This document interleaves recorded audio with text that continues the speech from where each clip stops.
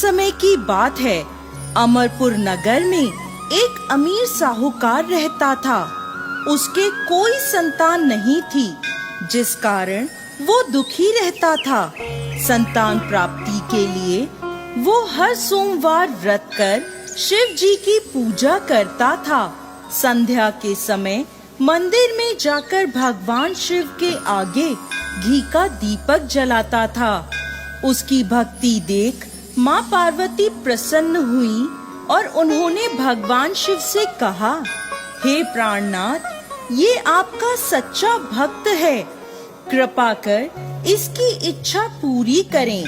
तब भगवान शिव ने उन्हें समझाया कि पूर्व जन्म के कर्मों के कारण साहूकार के भाग्य में संतान नहीं है, लेकिन माता पार्वती नहीं मानी।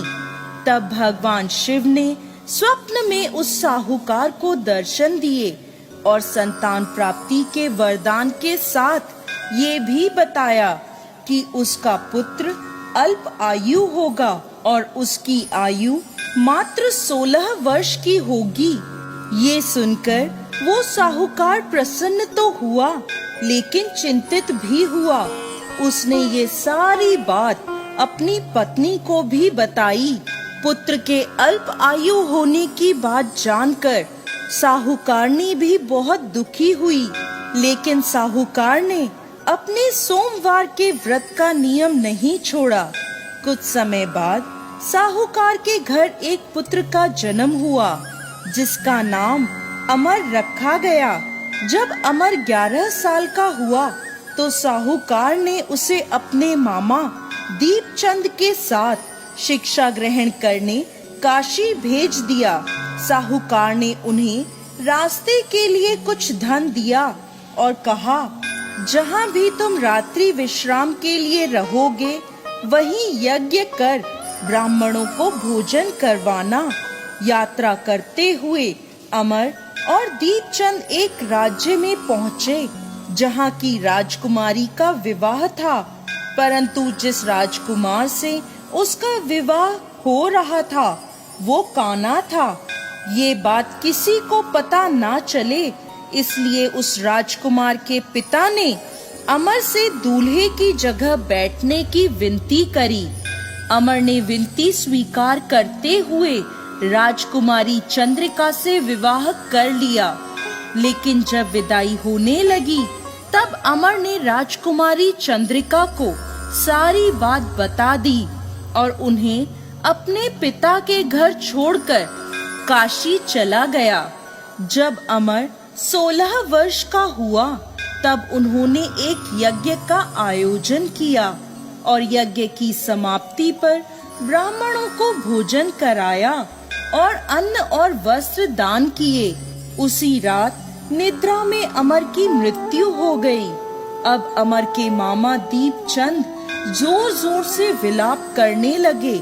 उसी समय भगवान शिव और माता पार्वती वहां से गुजर रहे थे। विलाप की आवाज सुनकर माता पार्वती ने शिव जी से कहा कि वो उस रोते हुए व्यक्ति का कष्ट दूर कर दें।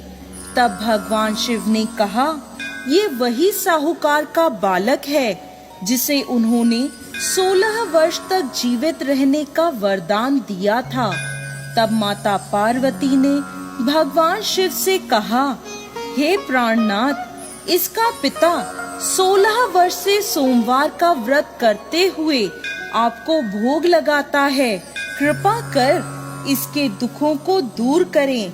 तब माता पार्वती की प्रार्थना सुनकर भगवान शिव ने अमर को जीवन का वरदान दिया। वरदान प्राप्त होते ही अमर जीवित हो उठा। उसने अपनी शिक्षा पूरी करी और अपने नगर की ओर वापस लौट गया। तब रास्ते में वो नगर आया जहाँ अमर का विवाह हुआ था।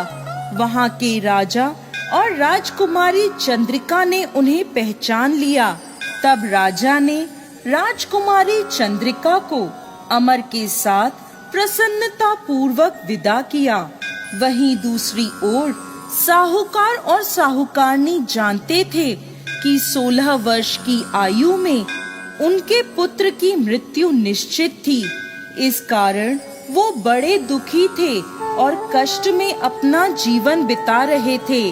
तभी उनका पुत्र अमर राजकुमारी चंद्रिका के साथ घर पहुंचा। अमर को अपनी नवविवाहित पत्नी के साथ देखकर साहूकार और साहूकारनी बहुत प्रसन्न हुए। उसी रात भगवान शिव ने साहूकार के सपने में आकर कहा, हे श्रेष्ठी, मैंने तुम्हारे सोमवार के व्रत से प्रसन्न होकर तुम्हारे पुत्र को लंबी आयु प्रदान करी है। जय भोलेनाथ, जय माता पार्वती।